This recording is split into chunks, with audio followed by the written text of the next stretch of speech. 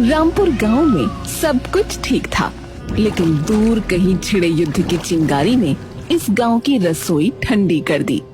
Gas की किल्लत और ऊपर से ये बेमौसम बारिश, लकड़ी से लेकर उम्मीदों तक सब भीग चुका था।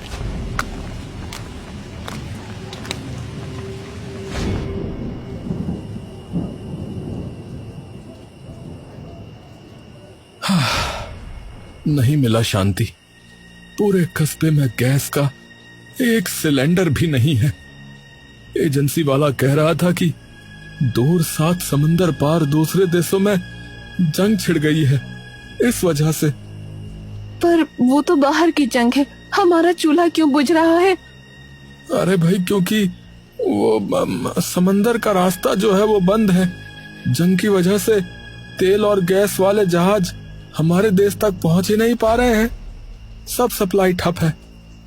क्या उन बड़े लोगों को पता भी है उनकी एक चिंगारी ने हमारे जैसे कितने चूल्हे बुझा दिए हैं? हिम्मत मत हारो। रहमान चाचा ने कहा है कि वो शाम को थोड़ी सूखी लकड़ियां दे देंगे।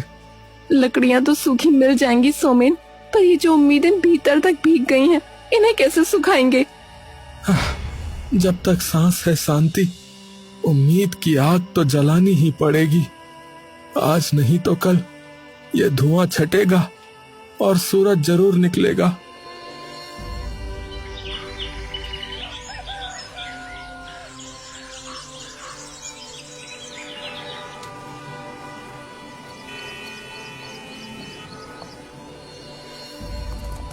सोमेन थका हुआ आता है। काउंटर पर क्लर्क व्यस्त है। साहब, आज तो कुछ रास्ता निकला होगा। 4 दिन से चक्कर काट रहा हूँ।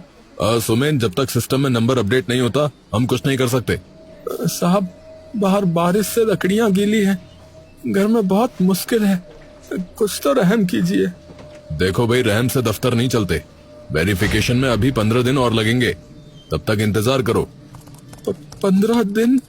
अरे साहब, अरे ऐसा मत कीजिए। अरे एक तो जंग की वजह से वैसी सप्लाई कम है, ऊपर से तुम और दिमाग खा रहे हो। अरे भैया जाओ, अभी अब मशीन नहीं है। मैं आपको इंसान समझकर ही गिड़गिड़ा रहा हूँ। बस एक ओटीपी के लिए 4 दिन से चक्कर काट रहा हूँ। अरे भैया, कायदे के बिना सिलेंडर बुक नहीं होगा, समझे? जाओ, अगले महीने आना। जंग का गोला मेरे पेट में फूट रहा है साहब। अरे भैया, शोर मत मचाओ, वरना मैं गार्ड बुला लूंगा। नियम मतलब नियम। चलो जाओ अभी। गरीबी ड्रामा नहीं साहब, आपकी एक कलम से गैस मिल सकता है साहब। अरे दिमाग मत खाओ भाई, कह दिया ना नहीं हो पाएगा। सही कहा, सिस्टम पत्थर का है साहब। सोमेन बाहर निकल जाता है।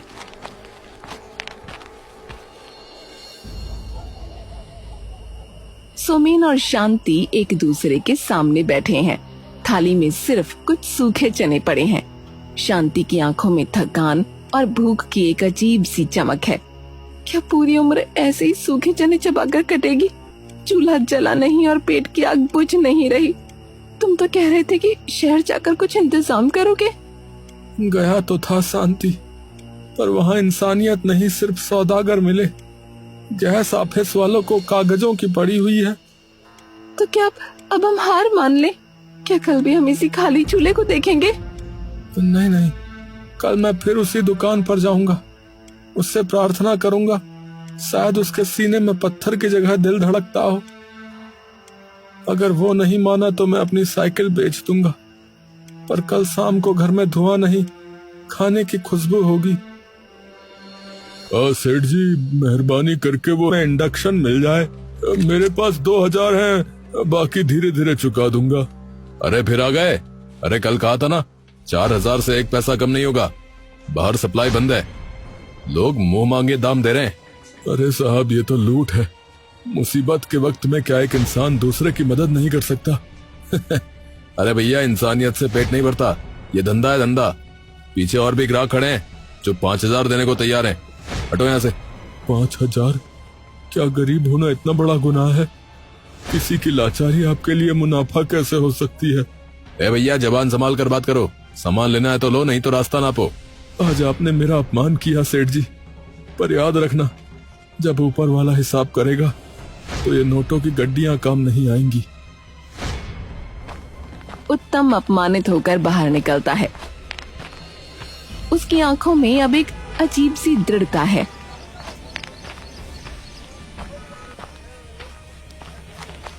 सोमेन रास्ते पर चलते हुए गांव के लोग जमा हैं। सबके चेहरों पर फिक्र है। सोमेन रुककर उनकी बातें सुनता है। अरे भाई, गैस एजेंसी वाला तो साफ मना कर रहा है। कह रहा है समंदर में जंग चल रही है, जहाज आ ही नहीं पा रहे। अब क्या ही होगा भाई। भैया, मिट्टी का तेल भी ब्लैक में मिल रहा है। सरकार कह रही है कि बाहर के देशों की लड़ाई है, पर चूल्हा तो हमारा ठंडा पड़ गया भैया। इसका समाधान क्या है? समाधान एक ही है, एकजुट होना। अरे एकजुट होने से फिर क्या होगा? दुकानदार ने इंडक्शन का दाम डबल कर दिया है। ये जंग सरहद पार है, पर हमारे गांव के लोग ही अपनों को लूट रहे हैं। हमें मिलकर इसके खिलाफ आवाज उठानी होगी। सही कह रहे हो सोमेन। सोमेन भारी मन से अपने घर की ओर बढ़ जाता है।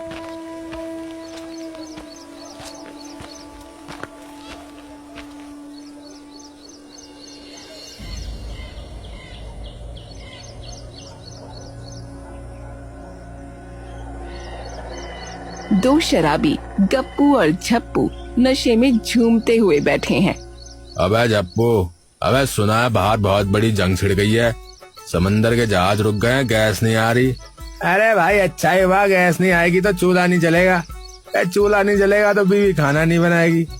खाना नहीं मिलेगा तो कम से कम चैन से पीने तो देगी। ऐसा ही बोला यार। ये इंटरनेशनल लफड़ा बढ़िया है। सिलेंडर के लिए लाइन में कौन खड़ा होगा? अपन तो लिक्विड डाइट पे हैं। इसमें ना ओटीपी चाहिए ना इंडक्शन है। और सुन, लोग कह रहे हैं सप्लाई ठप है। अबे अपने को क्या, अपनी सप्लाई तो बगल वाले कल्लू की भट्टी से आ रही है।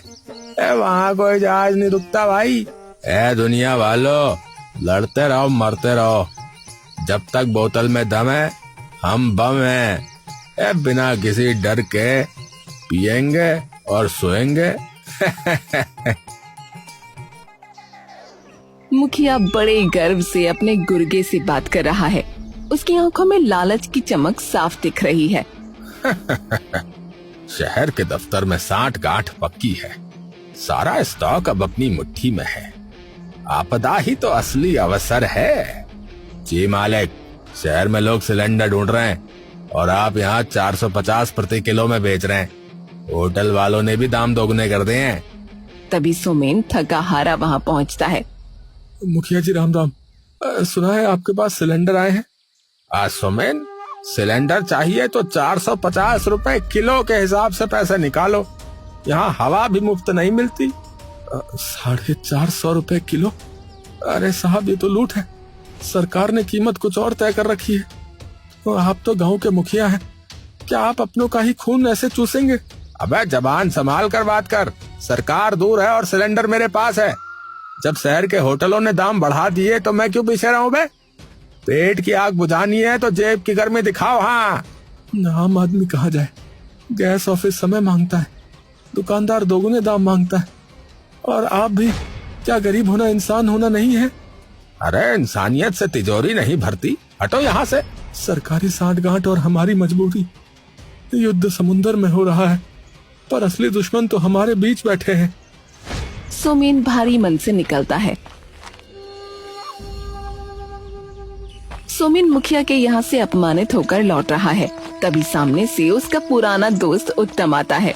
दोनों के चेहरों पर थकान है। अरे उत्तम, तुम कहाँ से आ रहे हो भाई? अरे शहर गया था सोमेन, सोचा शायद वहाँ किसी बड़ी दुकान में इंडक्शन मिल जाए, पर वहाँ भी वही हाल है। सबने हाथ खड़े कर दिए हैं। कोई जंग का बहाना बना रहा है तो कोई स्टॉक दबाकर बैठा है। जो इंडक्शन 2000 का था, अब उसके 4000 रुपए मांग रहे हैं। सीधा दोगुना दाम भाई। आम आदमी की तो कमर ही टूट गई है भाई। अरे मैंने भी एजेंसी और अब मुखिया जी के चक्कर भी लगा लिए।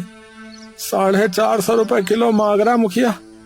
उत्तम, अब क्या है नसीब में? अरे सुनो सोमेन, मैंने देख लिया, न सरकार सुनेगी न ये लालची दुकानदार। जो करना है अब हमें खुद ही करना होगा। खुद करना होगा? पर कैसे, क्या? अरे लकड़ियां गीली हैं तो क्या हुआ, मिलजुल कर कोई रास्ता तो निकलेगा। अपनी बुद्धि का प्रयोग करना होगा, कुछ ना कुछ जुगाड़ करना है। हिम्मत मत हार मेरे दोस्त। सही कह रहे हो, अब तक गिड़गिड़ा रहे थे, अब देखेंगे हमारी काबिलियत। बस यही जज्बा चाहिए। चलो अभी घर चलो, कल सुबह नई शुरुआत करेंगे। दोनों एक दूसरे को हिम्मत देते हुए अपने अपने घरों की ओर बढ़ जाते हैं।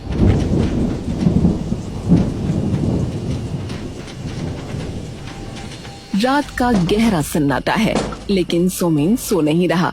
वो झोपड़ी के एक कोने में ढिबरी जलाकर कुछ पुराने टीन के डब्बों, लोहे के तारों और मिट्टी के साथ जद्दोजहद कर रहा है। उसके हाथ कालिक से सने हैं, पर आंखों में एक चमक है। सोमेन, सोमेन, सो जाओ। 7 दिन बीत गए अंधेरे में, अब ये बारिश और भूख हमारी नियति बन चुकी है। क्या ढूंढ रहे हो उस मलबे में? अरे हार नहीं ढूंढ रहा शांति, हल ढूंढ रहा हूँ। 7 दिनों से देख रहा हूँ कि दुनिया हमें लूटने के लिए तैयार खड़ी है। ऑफिस वाले को कागज चाहिए, दुकानदार को 2 गुने दाम, मुखिया को हमारी जान। अरे पर मैं अपनी मेहनत को इतनी आसानी से हारने नहीं दूंगा। पर करोगे क्या? लकड़ियाँ पत्थर जैसी गीली हैं, गैस का पता नहीं, और इंडक्शन हमारी पहुंच से बाहर है। अरे इंसान जब मजबूर होता है तो या तो टूट जाता है या कुछ नया रच देता है। मैंने बचपन में बाबूजी को देखा था, वो गीली लकड़ियों से भी आग जला लेते थे, एक खास तरीके के चूल्हे से। मैं वही देसी जुगाड़ बना रहा हूँ। इसमें हवा का दबाव ऐसा होगा कि गीली लकड़ी भी धुआं कम और आग ज्यादा देगी। सोमेन पसीने में तरबतर है। बाहर बारिश और तेज हो जाती है, जैसे सोमेन के हौसले का इम्तिहान ले रही हो। 7 रातें बिना गर्म खाने के गुजरी हैं, पर 8वीं रात ऐसी नहीं होगी। अगर आसमान रो रहा है तो रोने दो, मैं अपनी उम्मीद की लौ को भीगने नहीं दूंगा।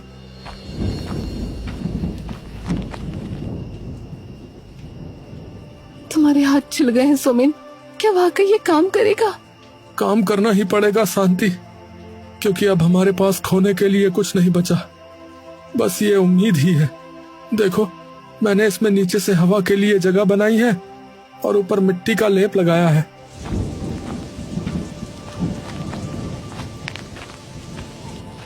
सोमेन झोपड़ी के बाहर से एक भीगी हुई लकड़ी उठा लाता है और अपने बनाए हुए जुगाड़ू चूल्हे में रखता है। वो माचिस की तीली जलाता है। पहली तीली बुझ जाती है, दूसरी भी,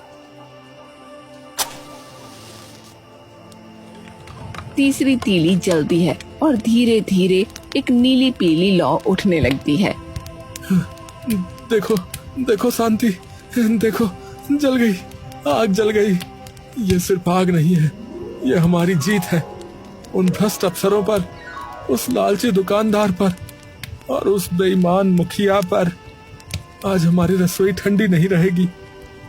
सोमेन, तुम हार जाते तो शायद हम मर जाते। तुमने तो लड़ना चुना। जब तक सांस है लड़ना ही पड़ेगा। धुआं बहुत है, पर कम से कम अब उजाला तो है। सोमेन और शांति के चेहरे पर वो छोटी सी लौ की रोशनी पड़ी, जो बाहर के घने अंधेरे और बारिश को चुनौती दे रही थी। अगली सुबह बारिश थोड़ी धीमी हो गई, पर आसमान अभी भी काला है। सोमेन अपने उस जुगाड़ू चूल्हे को लेकर गांव के चौक पर निकलता है।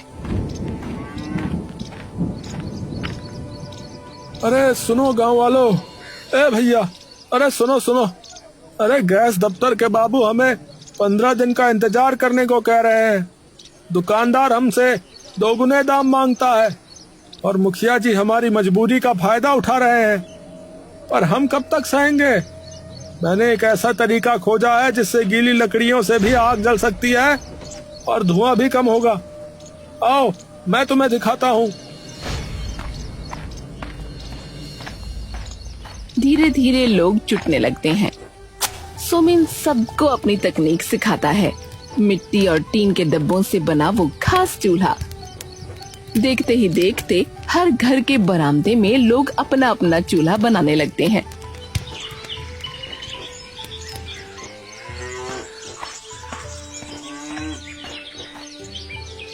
सोमेन बेटा, तुमने तो हमारी जान बचा ली। हम तो भूखे मरने की कगार पर थे। आज 7 दिन बाद मेरे घर से धुएं की जगह खाने की खुशबू आएगी। लोग कह रहे थे कि अंधेरा गहरा है, पर तुमने खुद एक दिया बनने का फैसला किया।